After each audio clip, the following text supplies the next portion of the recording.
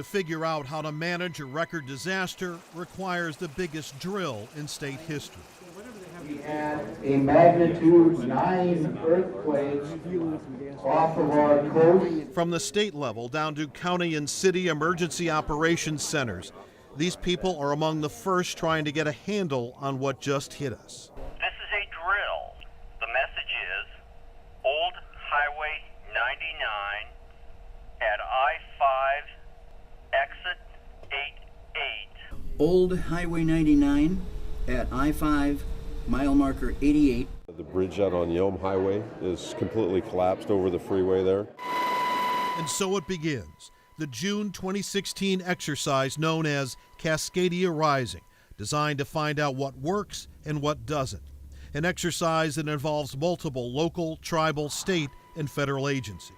Navy, Army, Coast Guard, Marines. A giant drill involving some 23,000 military and civilian personnel lasting for days. It's just there's so much more work to be done. Robert Ezell is the state's emergency management director. Inculcating the message in our public dialogue, in our society, in our schools, so that the people who live here really truly get it, understand the gravity of the situation, and the need to take care of themselves.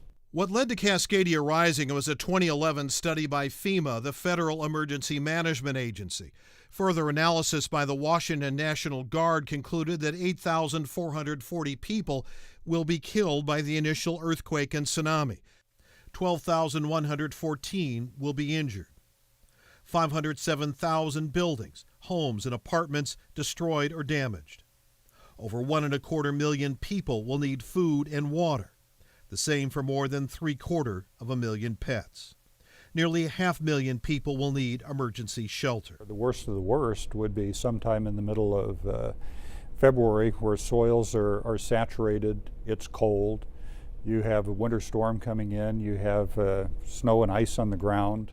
Cascadia Rising was set in June, the weather warmer, but earthquakes aren't tied to the weather. Odds are the quake will come when the weather is a lot less pleasant. Those saturated soils expected to become landslides, blocking roads and wiping out homes. Not unlike the 2014 Oso landslide, which killed 43, the deadliest landslide in U.S. history. Where you really, truly have a massive humanitarian situation where you're trying to take care of people who don't have heat, they don't have water, they don't have food, the things that they need to just basically sustain life. That's what really, really, truly gives me nightmares and keeps me up at night. Whether it's June or February, the ability for government to respond will simply be overwhelmed. So I was running sort of the guys that were running the exercise. Chris Fowler is a general in the Washington National Guard.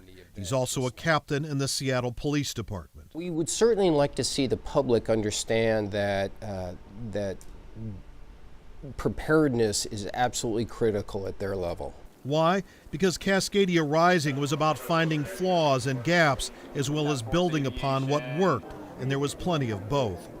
But the biggest finding was this: where governments have been recommending people be prepared to be on their own for 3 days, simply isn't enough. What we're recommending is that they have 2 weeks of preparedness for their families. Because it just became very crystal clear to us in a catastrophic event, it is vastly different from the disasters that we normally experience, the flooding, the wildland fires, or even the Nisqually type of earthquake.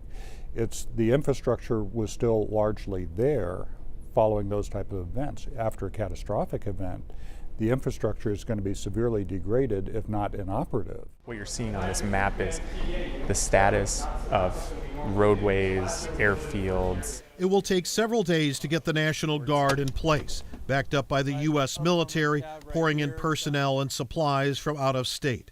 We'll need them. Many of the first responders within that 24 to 72 hour period are just like you are. They're trying to manage their families, they're trying to stabilize their houses, they're trying to understand what their resources are, and then from there they can transition into the first response sort of job. Task Force, Aviation, Lakota, Shelton, emergency management staff. There's going to be confusion, there's going to be a fog of information until that sort of all clears out, and there will be some redundancies, but the idea of the exercise would be to minimize those and to overcome that fog quicker than we might otherwise. Most of the transportation infrastructure west of I-5 suffers complete or severe damage. Ground transportation to the coast is cut off. The I-5 corridor from Bellingham to Portland suffers severe to moderate damage. 30% of the fire stations, 48% of police stations destroyed or out of commission. More than a third of hospitals on the west side of the state will be unusable, others damaged. Almost half of Western Washington's total hospital capacity lost. What long-term we're looking at trying to build here in Western Washington is that sense of self-reliance, the sense of the government isn't going to be here to help immediately. We have to be prepared to take care of ourselves for a period of time. It's not if, it's when. So they learned a lot from this one exercise, which was out of a total of 9 days, but they want to learn more, build on what they learned here, and they're going to do this again in another 4 years to see what more information they can find out to make us that much safer and make us that much more realistic about what their capabilities are going to be. At Camp Murray, Glenn Farley, King 5 News. Let me toss it back to Mark and Amanda.